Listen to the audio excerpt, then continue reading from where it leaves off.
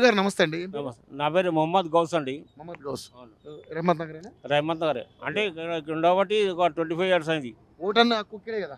Vote ఇక్కడే. Okay. Vote ఇక్కడే. సరే, ఏం లేదు, ఇప్పుడు మరి జిహెచ్ఎంసీ ఎలక్షన్స్ వస్తున్నాయి కదా, అవును. గౌస్ గారు ఎట్లా ఉండబోతుంది? ఎందుకంటే ఇక్కడ ప్రధానంగా చూస్తే బీజేపీ, బీఆర్ఎస్, కాంగ్రెస్, అవును. పవన్ కళ్యాణ్ కూడా మొన్న ఈ మధ్యన పార్టీ ఓపెన్ చేసిండు. అదేవిధంగా కవిత అవును. టీఆర్ఎస్, ఏదైతే తెలంగాణ రక్షణ సేన. అవును. సో మరి ఈ 5 పార్టీలు ఇక్కడ ఉండబోతా ఉన్నాయి. మరి ఎలా ఉండబోతుంది పరిస్థితి? ఎందుకంటే జిహెచ్ఎంసీలో మనకి నీళ్ల ప్రాబ్లమ్స్ ఉన్నాయా, లేకపోతే రోడ్ల ప్రాబ్లం ఉందా, డ్రైనేజ్ ప్రాబ్లం ఉందా, స్ట్రీట్ లైట్ ప్రాబ్లం ఉందా, ఏ విధంగా ఉండబోతుంది? ఎందుకంటే ఎలక్షన్స్ వస్తున్నాయి కాబట్టి ఒక ఓటర్ మీ అభిప్రాయం ఏంటి? అంటే కాంగ్రెస్ గెలుస్తుంది పక్కా. ఎన్ని ఉన్నా అని. ఎందుకని? ఎందుకంటే కాంగ్రెస్ గవర్నమెంట్ అధికారంలో ఉంది. అధికారంలో ఉన్న పార్టీకి వేస్తేనే డెవలప్మెంట్ అవుతుంది. అందుకనే? అపోజిషన్ వేస్తే కొట్లాడుకుంటారు, ఏం లాభం?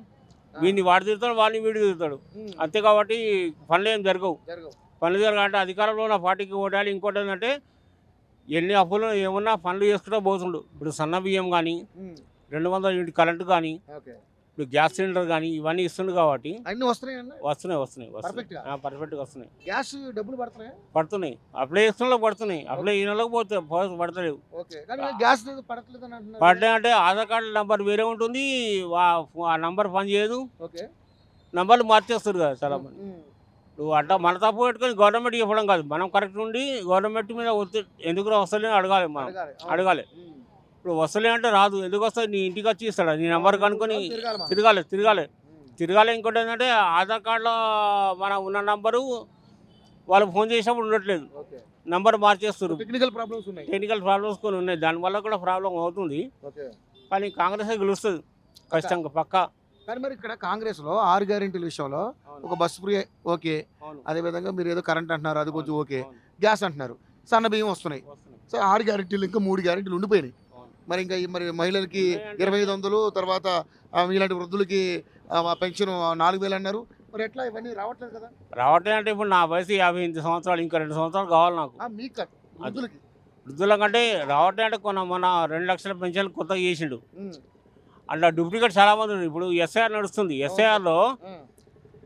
ఊర్లో ఓటు ఉంది, వానికి ఇక్కడ ఓటు ఉంది. ఓకే. నువ్వు జూబ్లీస్ 4 లక్షల ఓట్లు ఉన్నాయి, జూబ్లీస్ కాన్స్టిట్యున్సీ. అవును.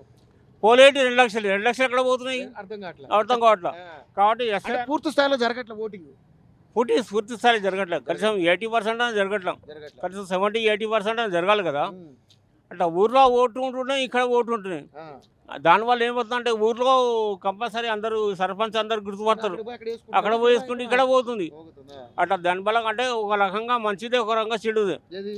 ఇది SIR. Yes, sir. Yes, sir. ఏది మంచి ఏది చెడు? అంటే 2 ఉన్నాయి, మంచి చెడు 2 ఉన్నాయి. వాళ్ళు ఎట్లా? చాలా మంది ఇల్లు షిఫ్ట్ అయిపోయారు. ఆ. ఆ షిఫ్ట్ అయిపోయిన వాళ్ళకు ఇప్పుడు స్కానింగ్ వస్తుంది, ఫోటో స్కానింగ్ వస్తుంది మనది. ఓకే. ఆ పాత అడ్రస్కే పోతున్నాయి ఫామ్స్. ఓకే. ఓకే. ఓకే. ఇప్పుడు జూబ్లీస్లో 3000 మందికి కొల్లూరులో డబుల్ బెడ్రూమ్లు ఇచ్చారు. అవును. వాళ్ళంతా ఇక్కడ నుంచి షిఫ్ట్ అయిపోయి అక్కడ వేసుకున్నారు. అవును.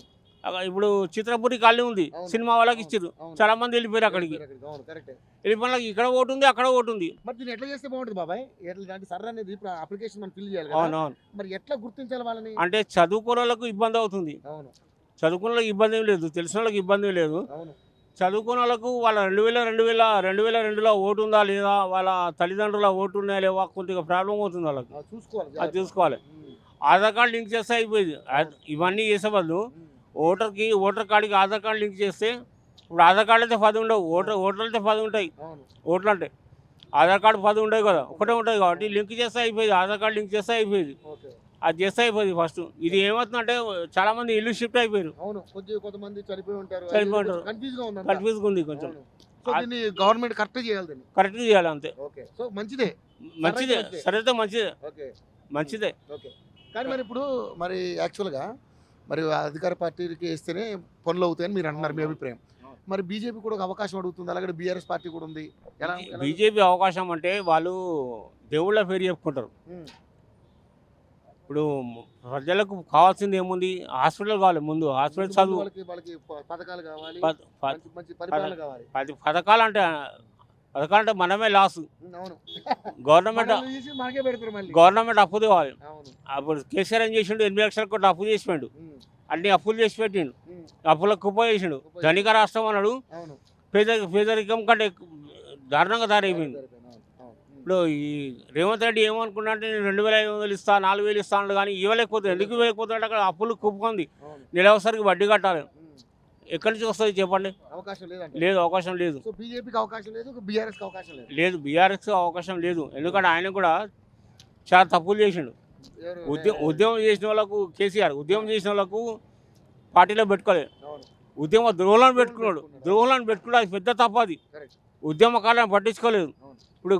ఇప్పుడు రేవంత్ రెడ్డి కనీసం 250 గజాల స్థలం ఇస్తా, 20,000 పెన్షన్ ఇస్తా కానీ ఇవ్వట్లేదు కదా, నేను అన్నాడు కానీ. కమిటీ కదా మన కమిటీ అంటే జరుగుతుంది ప్రాసెస్. ఆల్రెడీ 3 ఏళ్ళు అయిపోయింది, ఇంకా 3 2 ఏళ్ళు ఉంది. చేయగలుగుతారా? చేస్తాడేమో, మాకైతే నమ్మకం, చేస్తాడని నమ్మకం ఉంది, మాకు చేస్తాడని నమ్మకం ఉంది.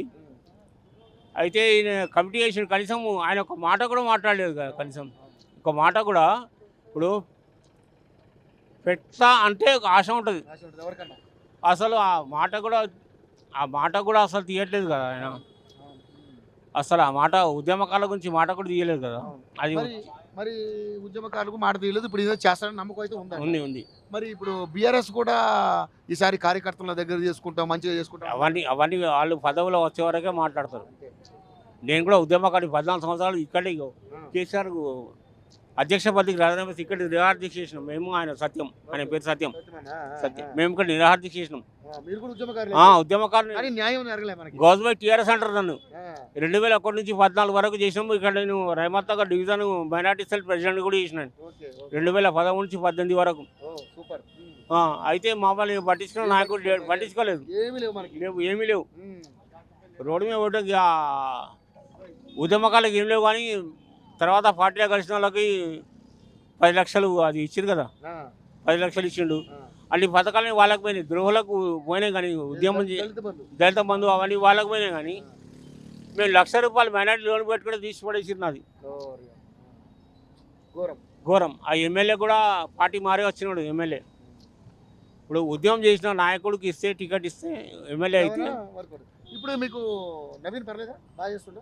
నవీన్ పర్లేదు, నవీన్ పర్లేదు, నవీన్ బాగానే చేస్తుండు. ఓకే. సో మరి ఇప్పుడు మరి పవన్ కళ్యాణ్ ఎలా ఉంటుంది పరిస్థితి? పవన్ కళ్యాణ్ నేను ఆయన అభిమాని, సినిమా చూస్తాను కానీ ఓటే. మరి కవిత గుడాంబ శంకర్లో అంతా కలిసి నేను ఒక సాంగ్లో పనిచేసిన. ఆయన అంటే అభిమానం, మంచోడే, వ్యక్తిగతంగా చాలా మంచోడు. హెల్పింగ్ నేచర్ ఉంది కానీ తెలంగాణకు వర్కౌట్ కాడు. ఒకటి ఏంటంటే ఆయనకు ఓటు వేయరు. కవితకు ఓటే. కవిత 10 సంవత్సరాల నుండి ఏం చేసింది? పట్టణం ఉండి ఏం పట్టించుకుంది? ఇవాళ సమస్యలు అంటే ఇవాళ భూపోరాటం అంటుంది. 10 సంవత్సరాలు ఎక్కడ పోయినావు? నువ్వు ఎంపీగా ఉన్నావు, ఎంపీగా ఓడి వినాక నీకు ఎమ్మెల్సీ ఇచ్చిన తర్వాత కూడా నువ్వు ప్రజల సమస్యలు నువ్వు ఆఫీసర్ తీసేసినావు. ఆఫీసర్ తీసేసింది ఆమె. నువ్వు ప్రజల గురించి, పేదల గురించి ఎక్కడ పోరాటం చేసినావు నువ్వు? అది కావాలి కదా మనకు. నువ్వు ఇలా కాదు, ఎవరికి కాదు, కాంగ్రెస్కే అవకాశాలు ఉన్నాయి. నవీన్ యాదవ్ మంచివాడు అంటే మంచివాడు ఆయన. ఎవరికి ఆపద అర్ధరాత్రి పోయి ఫోన్ చేస్తే ఎన్ని సీట్లు రావచ్చు ఇక్కడ?